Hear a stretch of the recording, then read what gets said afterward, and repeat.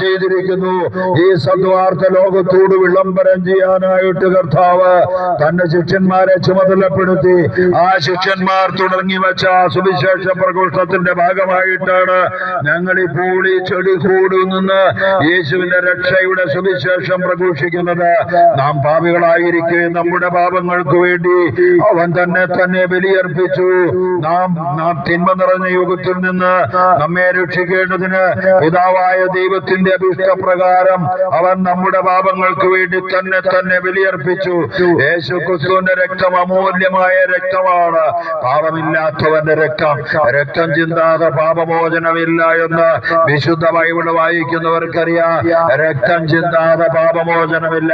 പഴയ നിയമഗ്രന്ഥങ്ങളിൽ ആചാരാനുഷ്ഠാനങ്ങൾ നടത്തുമ്പോൾ നമുക്കറിയാം, പ്രാവുകളെയും കാളക്കിടങ്ങളെയും ആട്ടിൻകുട്ടികളെയും ആദ്യകാലങ്ങളിൽ മനുഷ്യന്റെ പാപപരിഹാരത്തിനു വേണ്ടി അതിനെ ബലിയർപ്പിച്ച് അതിന്റെ രക്തത്താൽ പാപമോചനം പ്രാപിക്കുമെന്ന് കരുതി വിശ്വസിച്ചിരുന്ന ആളുകളാണ് ഈ ആടുകളെയും കാളക്കിടങ്ങളെയും എല്ലാം ബലിയർപ്പിച്ച് പാപമോചനത്തിന് വേണ്ടി ശ്രമിച്ചിരുന്നത്.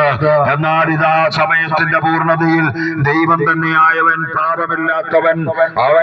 പാപമില്ലാത്തവനായ പരിശുദ്ധനായവൻ മനുഷ്യന്റെ പാപത്തിന് അവസാനമായി ബലിയർപ്പിക്കപ്പെട്ടു. എല്ലാ പൂർണ്ണമായവ ഉദിക്കുമ്പോൾ അപൂർണമായവ അസ്തമിക്കും. കർത്താവായ യേശു ഭൂമിയിൽ മനുഷ്യവംശത്തിന്റെ പാപപരിഹാര ബലി ആകാശത്തിന്റെയും ഭൂമിയുടെയും മൊത്തത്തിൽ കുരിശിൽ വെച്ച് അർപ്പിക്കപ്പെട്ടു കഴിഞ്ഞു. അതിനാൽ അവനിൽ വിശ്വസിക്കുന്ന ഒരുവൻ പോലും നശിച്ചു പോകാതെ നിത്യജീവൻ പ്രാപിക്കേണ്ടതിന് വേണ്ടിയാണ് ഈ സുവിശേഷം ലോകം മുഴുവൻ പ്രഘോഷിക്കാൻ ക്രിസ്തു തന്റെ ശിഷ്യന്മാരെ ചുമതലപ്പെടുത്തിയത്.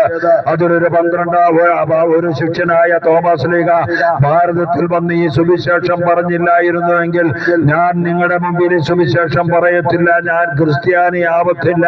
ഈ സത്യ സുവിശേഷം വിളംബരം ചെയ്യാനായിട്ട് ഈ യാത്രാക്ലേശങ്ങളൊന്നും പരിഗണിക്കാതെ ഈ തോമസ് ലീഗ ഭാരതത്തിലെ ചിന്നമരയിൽ നിന്ന് സുവിശേഷം പറഞ്ഞ് ഭാരതത്തിൽ വന്ന് സുവിശേഷം പറഞ്ഞ ഈ തോമസ് ലീഗയുടെ പിൻഗാമികളായിട്ട് ഈ സുവിശേഷം ഈ ചെളിക്കോട് നിങ്ങളോട് പറയുമ്പോൾ ദൈവം നിങ്ങളെ സ്നേഹിക്കുന്നു. നിങ്ങളുടെ പാപത്തിന് പരിഹാര ബലിയർപ്പിച്ച ഒരു ദൈവത്തെ കുറിച്ച് നിങ്ങൾ അറിയണം.